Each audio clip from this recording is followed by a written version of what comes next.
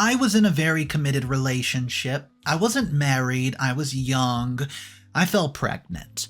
Well, when I was pregnant, I didn't expect this man to just up and ghost me, run away. So I went to my parents for help, and you won't believe what they said to me. It was really devastating. My boyfriend had just ghosted me when I was 6 months pregnant. I'm supposed to be having the time of my life right now. I'm 24, have a good job for a year, and thought that I met the love of my life. I'm finally over my mother's passing and my dad remarried. Considering how 6 years ago my father and I were going through hell and could not see the light at the end of the tunnel, things in the present are much better. I've, however, fallen into the illusion that things will be good and normal, especially when I found out that I'm going to be a mom. When I found out I was pregnant, I was shocked, but I was over the moon. I love kids, I'm financially stable, and I'm in a stable relationship, so I figured it was just another milestone in my life. For 6 months, I planned and dreamt of the day that I would hold my baby in my arms, and I dreamt that once I lost all the pregnancy weight, Ryan and I would get married, and we would be one big happy family. I wanted that white picket fence sort of life, like how my mom and dad were when I was growing up. But then, of course, the idiot who got me pregnant decided that he was going to ghost me when I was 6 months along. I quit my job the previous month because he promised he was going to look after me till I gave birth. Thank goodness for my savings and the maternity money I got from my job. If it were not for that, I would be dead broke. I got home to find that all his clothing were gone. He had blocked me on social media, and all he could say was that he was very sorry, but he was not ready. I was depressed and felt like I could not do this by myself. I literally had no one in the city except him and his friends. His friends were conveniently ignoring me, so I stopped trying to get them to tell me where Ryan was. I had no choice but to call my dad crying. Just like I've done for the past 6 years, this was my first time calling him to tell him that I messed up in a while. For you see, I had not told him about the pregnancy yet. Ryan convinced me that we were going to go and tell him at the end of the month once we got engaged, but little did I know that the coward was planning to leave me before the end of the month. I explained everything to Father, and he told me that I could move in with him and his wife. I've met Dad's wife a couple times. I had not formed an opinion of my own, so we lived together. Now that we've lived together for about a half a month, I hate her.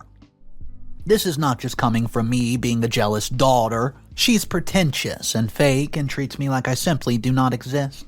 Whenever I talk about my pregnancy or have any sickness, she rolls her eyes like I'm being dramatic. Other than that, I try to avoid her at all times. I just did not know how far her judgment went. That was, of course, until I heard her speaking about me to her friends. It happened on 2 occasions, but the second was the one that riled me up the most. In the first conversation, she was speaking to her mom on the phone. She must have thought that I was sleeping because she was awfully loud. She said that she could not wait till I gave birth and left, and she did not see why I had to live with them after I've brought such disgrace upon myself by having a child out of wedlock. She went on to talk to her judgy Christian mom about me. She said that she did not like that side of me at all, and I was too old to be staying with my father, and I looked too much like my mom. All of that cut really deep and made me feel emotional. I did not want to fight with her and get Dad in the middle of it. So I just cried myself to sleep and said nothing about it, but from then on I noticed her contempt for me, which grew every day. It was like I had the scarlet letter on me. She did not like going out in public with me and often encouraged Father to leave me at home when they would eat out. Here I was already dealing with Ryan's rejection. Now I had to deal with this judgmental woman? Yeah, I was having the time of my life, you could say. But that was not even the worst of it. A couple of days ago, she brought some of her friends over, and since she has only been married to my father for 2 months, I assume that many of them have not been to the house. When they visited, I locked myself in the room and worked on a puzzle to keep my mind off things. They were very loud, very annoying, but I could not complain about it. They retreated outside after a while, and at that moment I needed to use the bathroom. The backyard is at the back of the bathroom, and that's how I heard them talking about me. They were probably having some tea at the back of the house and decided to talk about the hottest gossip. Her friends were mocking her, saying that she would not get to enjoy her honeymoon period because of me. Hailey laughed and said she did not care if I was there. She was married to my father and not me. Then another woman asked her where my husband was, and that's when she snorted and asked what husband. She said I was just a typical youngster who fell pregnant from a hookup. I was shocked because I was in a committed relationship. She went on to say that my child was probably going to be troublesome after being conceived in sin. Another one of her friends exclaimed and asked what if the father of the baby was some sort of criminal. Hailey then said that she would not be shocked if I was bringing bad blood into the family. I seemed forward, and I was so horrified that she would say such things about me. How could she lie to her friends about me like that? All to humiliate me? I went back to my room and she called me minutes later. I really did not want to go, but her voice was annoying and loud. She introduced me to all her friends, but I was sure that she was just showing me off so that they could laugh at me. They started to ask some really personal questions about how far along I was in the baby's gender. I just glared at Hailey and stormed off. I was still mad at her when dinner came and she was acting normal with not an ounce of remorse. I simply could not remain silent. I confronted her about it and told her that I did not like the way she spoke about my baby and that she should apologize. She scoffed and said she had nothing to apologize for. I was the one who needed to apologize for my sinful conduct. So then I showed her sinful conduct. I slapped her across the face and carried all my frustration over the past 2 weeks in that slap. My dad tried to interfere and get me away from her, but I wanted to beat the pulp out of her. She was so disrespectful, yet she wanted to command respect from me. She shrieked, saying that I attacked her and she was going to call the police. My dad asked her to calm down so we could speak about it, but then she decided to give him an ultimatum. She said that I had to leave or she would leave. I told her that she's being ridiculous and difficult towards father. He, on the other hand, was crestfallen by this predicament. She could see that he was torn, so she decided that she was going to throw in an extra element.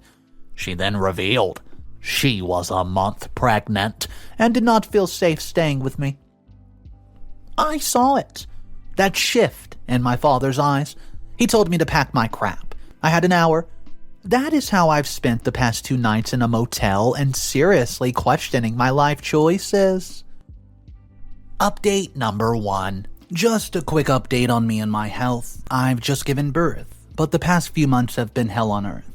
I tried to speak to my father, hoping that he would change his decision, but he's refused to.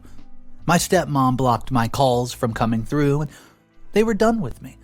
I stayed in motels for a while and tried to survive on what I had, but it was fast running out. No one in the family wanted to take me in. They all thought I was a burden, but they just never said it. And then an angel contacted me just when I thought I was going to end up homeless. She was none other than my cousin Irene. Irene and I used to be close when we were younger. She's kind, caring, and genuine, and she's one of the few people who have always had my back no matter what. She told me that she had heard about my situation from her mom. She felt that my dad made a very bad decision, especially by kicking me out in the middle of the night. She then told me that she did not have much but a 1-bedroom apartment. She's 22 and has just started in the workforce. She doesn't have much, but she has a space for me and my baby. I was so grateful for this unexpected kindness, and I moved in with her. I've lived with her for the past couple of months, and I help her out with food since I don't have money for rent and having to cover the expenses that come with a kid, but I've been doing some part-time jobs to help out. We don't have an easy life, but at least we're not homeless. She shared with me that she understood how I felt. Her dad decided to disown her when she did not go into the career path that he wanted. Now she was having a hard time finding a very good job. Her current one was paying her peanuts, and in these dark days, we've been each other's strength. We've been each other's hope, and that things get better. Now with the birth of my baby girl, I feel that things are going to change. I can just feel it in my bones. I've gotten so many donations from Irene's friends and from her local church. I've started going there. It's been a source of great peace for me, and I'm not treated differently because I'm a single mother. I'm made to feel like I matter and that I have a support system. I can feel it. Things are going to get better. Time flies, and I know that I'll look back at all this fondly one day, and I just have to keep on hoping. Thank you for the words of encouragement in my last post. I sure know that I can do this. Update number 2. You know, when life is going sweet, you tend to attract some flies. Tell me why all the people who have wronged me are coming back into my life by one. This has to be some sort of test or joke, right? No, it has to, because I have all that I need already. I don't need problems in my life, and after 3 years, I'm finally at a place of contentment in my life. I have a very well-paying job, working at the same company as my cousin, and in fact, I even have share options where I work. We own a 3-bedroom apartment, and I have beautiful cars and lack for nothing. My daughter is 3 years old now, healthy, beautiful. I've done it all with the support of my cousin only. Over the past few years, we have encouraged each other to change our situations. As soon as I was able to work, I looked for a job. There was a huge search, which was more than discouraging, but not long after that, I got a job offer, and to my surprise, it was a senior-level position, way above my experience level. The pay was good, and so were the benefits. He only cared about the fact that I had a relevant degree and passed the training. I worked there for about a month before I found out that they were hiring in my cousin's field. So I sent the job link to her. She applied and she got it. We work for a company that's fast becoming a leader in the industry. The pay is competitive and the work environment is not toxic at all. I'm able to give my daughter a life that even I did not get to have, and the best part about all this is that. So tell me why one day I get a message from Rena's father. The man who I gave up looking for told me that he wanted to meet her. I decided to indulge him, even though he did not deserve the time at all, so he flew to my city. I gave him a chance to give his sorry excuse, and he told me that he got overwhelmed, especially because of his family's culture. He added that his mom got sick and needed him. He then left and did not know how to come back, but then he saw me in a picture with a mutual friend. When he stalked me on the socials and saw that I've given birth and our daughter looks so much like him, he needed to reach out. He told me that he really wanted to be a present father and he wanted to support her. So I told him that I would get back to him after I was done thinking about all that he told me. I saw him again later that week. I made him a list of all the expenses that I incurred over the last 2 years. I told him to pay up what he owed and then he would talk, but of course I was shocked to find out that, well, homie was in an even worse position financially than we met. I questioned him and found out that he was living in a bachelor's apartment, a flat, 1-bedroom. Oh, and the best part, that he was a divorcee. He has a kid and his ex-wife who's nearly the same age as my child. Now he swears that he did not cheat. Not that I care, however. What took him so long to reach out to us, I wonder? I told him that if he wanted to see our baby, then he had to go through the court. He did not get to show up from nowhere and pretend as if he were about to be the father of the year. We were never his priority, and it's clear he wants to go back in our life now because I'm doing well financially, and our daughter is happy and healthy. I kicked him to the curb like I've been wanting to since he left, and I did not feel bad about it. I decided that Irene and I needed to visit the little boutique that opened up and get some retail therapy. After that, I got home to find my father, Hailey, and a little boy at our door. I asked them who let them in. No one's allowed in without permission.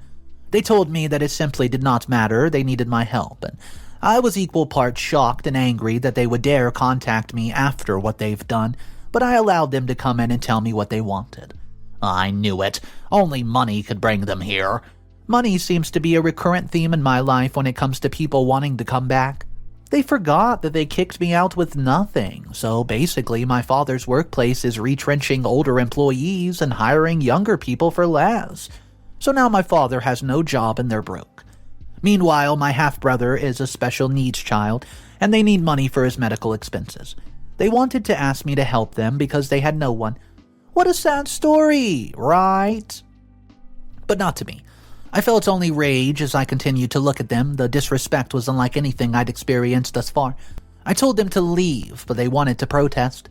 They begged and said that he really needed help and I was the only person they had left to ask. I looked my father in the eyes and told him that if he did not leave, I was going to security to throw them out. I did not know who they were and could not give them money. Tears were streaming down his face, and he looked like he had aged years. But that did not sway me. I kept on going back to that night, that cold motel, and the tears that would not stop falling. My whole world fell apart the day I lost my family. They're dead to me and shall remain so. So's Ryan and anyone who treated me like nothing during the hardest time in my life. Update number 3. They've been rats like that, and they will not go away due to serious starvation. Hailey has been the worst.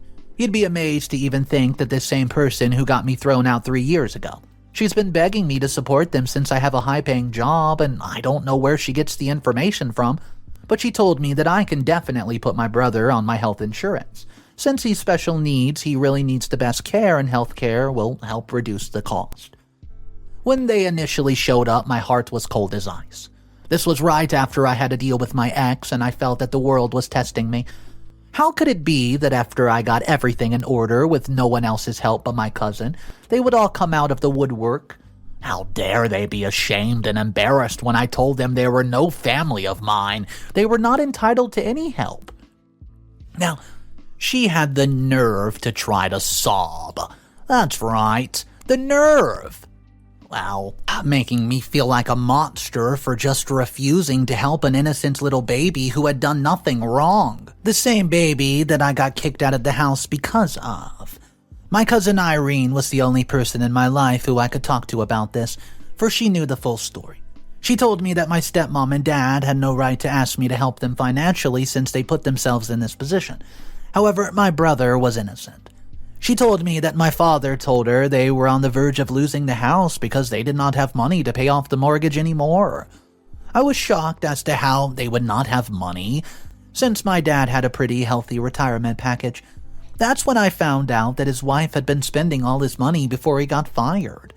When he got his package, they had to spend the money on their son's care as he's a special needs child. Hailey thought he would find another job, so she did not cut down on the spending, so now they were barely making ends meet. He's afraid that my brother Ray will not even make it till the end of the year if he does not get proper help. I'm very upset when I think about it. I mean, sure, he has stupid parents, but he did not choose them. Because of what my cousin told me, I've come to a decision about what to do with it. Update number 4. Hey guys, so I contacted my father. I wanted to have a meeting with him. Well, I told him that I did not want my stepmom to come with him as I did not trust her. She would counsel him wrong and then I would not be able to help him. I told him that I've come up with a simple plan. I was going to take on responsibility for them legally. He was confused when I said that. I mean, how could I when they were adults? I told him that I needed him to transfer the house into my name so that I would continue paying the bills, including the mortgage. He and his wife could keep staying there. At least they would have a roof over their head.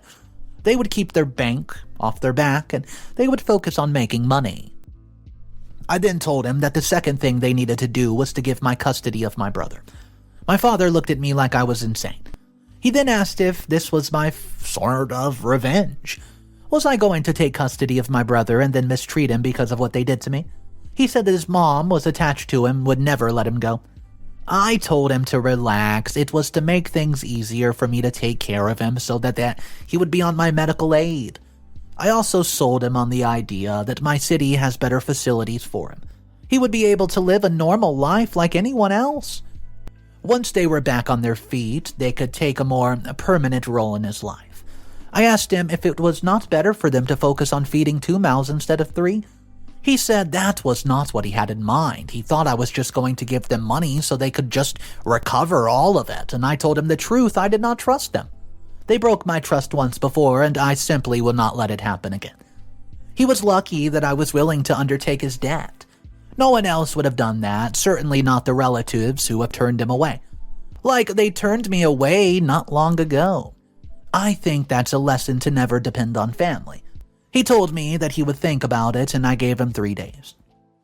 3 days later, he invited me to a dingy motel they were staying in, and we had a lawyer draw up the papers, had them sign it, and, well, it was official. I was going to pay off the rest of the mortgage and take custody of my brother. They left him with me and returned to the house, and I remained and made arrangements for my brother so that he would have the best care. I got him on a medical aid and paid for anything else that he needed to get paid for. He was a delightful little fella who got along so well with my daughter. I knew that my daughter was going to adapt well to this change. My cousin very much approved of the plan that we came up with together, and then we lived happily ever after. Just kidding! This is not a fairy tale where the kind-hearted protagonist forgives the antagonist and then everyone's happy. This is the real world. Well, I'd say about a month after I got the house in my name, I kicked Hailey and my dad out of the house because I was moving back in. I wanted to kick them out as soon as I got the house under my name, but I had to be a bit patient. I wanted them to be unsuspecting and comfortable when it happened. I wanted them to think that they had fooled me once again, just so that it would hurt more when I showed them that karma is something that rhymes with witch. Well, it was truly spectacular when I arrived with the movers I hired. I told them to pack every last crap they had. I did not even want a spoon that belonged to Hailey there. I went along with them and made sure that all my mother's things remained, and Hailey was crying, screaming, calling me the child of a demon. She told me that I would pay for this and that I should give her Ray back. My father, on the other hand, was completely silent. I saw tears in his eyes, but I looked way like he did when he kicked me out years ago. By the end of 2 hours, all of their stuff was packed up and out of the home. Hailey cried and begged me not to do this. She had nowhere to go, and I told her that since she believed I was without morals and should not live with them, I was doing them a favor. And so I kicked them out in broad daylight in front of the whole street. When they left, I cried. I did not cry because I felt bad. I cried because finally my mother's house was back in my hands. I've wanted my mother's house back for many, many years. I thought I was going to inherit it, for it's the place where I have the most memories. I have nothing else that I can remember her by, except this house. I don't even have her clothes because my father got rid of those within a year of her passing. My stepmom got rid of the rest of the things when she married my dad, but the thing that she could not truly change was this house. I almost felt my mom there with me, finally glad the intruder was gone, even if it took this long for me to do it. Final update. I realized that I skipped over a few details when I was explaining everything, so it took me a month to kick them out because I had to serve a notice at my job. I was only transferring to WFH, but they needed me to stay on site for a month just to make sure that the transition was smooth to work from home. I also had to find a caregiver for Ray in the town that I was moving back into. I know he needs special care, and while I love him and would love to do everything for him, with my job and my daughter, it's going to be pretty hard, so I got an extra pair of hands just to help me out. My stepmother and dad tried to get him back, but that was difficult because they did not have a permanent home. They went from family member to family member begging for help. Some helped them, others did not, but they could not stay with them all forever, so in addition to that, Hailey's attitude always got them kicked out. I spoke to my father and told him he could come back if he ditched Hailey. He didn't want to. It's like she did some spell on him while being loyal to her landed him on the streets. So, as we speak, they're living at the homeless shelter and are not allowed to see Ray. Their son is doing so much better with me. I found out through his medical records that she used to make him skip appointments and never properly administrated his medication, which made him develop resistance to the meds and made his condition worse. My guess would be that she skimped out on medicine, so she did not have to buy more and then use the money on herself. She's so selfish. I've lived with her, I know. After all, she did not care that my father was jobless. She kept on spending and spending. Then he, like the fool that he is, allowed her to suck him dry. I'm sure that it was her idea to come to me and beg me, appealing to my emotions, and all of that failed. She should be asking my baby's father, who I'm suing for 3 years of child maintenance and for the remaining 15 years before she turns 18. He has a job now, and I intend to make him pay for the years that he was not around my daughter. Oh, and until I get the money, he's not going to see her. I'll take that money and put it in a trust for my daughter so that if anything happens to me, there's a backup. I don't feel bad about it, even though he's been bombarding my phone with messages for the past couple of days asking me to have pity. What makes me so mad is that he says that since I'm rolling in money, I should not be acting so petty. Well, as a petty woman, I shall have to love and leave you as I continue to fix humanity. It's a very hard job with little pay. Alright, so I'll just be honest with you guys about this one. This story is difficult. I'll say the comment section was so mixed up on this one. This might have been one of the most diverse comment sections in a story that I've ever narrated. A lot of people were not on OP's side, a lot of people were on OP's side, and a lot of people didn't really know what to think. Some of the people were suggesting yes, they're proud of OP for taking in her stepbrother, or should I say half-brother, but they're very angry at her for the way that she handled her father and basically just kicked them to the curb. And I don't know, a lot of people were just upset with it, so I want to know your thoughts. In my opinion, I was rooting for OP. The way she handled the situation, the way that she stood up for her half-brother, and just a lot of things that made me want to root for OP. So I want to know your thoughts on this one, guys. If you want to give me your opinion, share your opinion with others, just drop it in our comment section down below. I love reading the comments, the updates, everything you guys like to share. And if you do want daily videos every single day, all you have to do is subscribe. Thank you guys for joining me on today's video. I hope you have a great day, fantastic day, accomplish something today that you told yourself you've always wanted to do. Go for it. I'll see you tomorrow, and just remember, it's cool to be kind. Peace.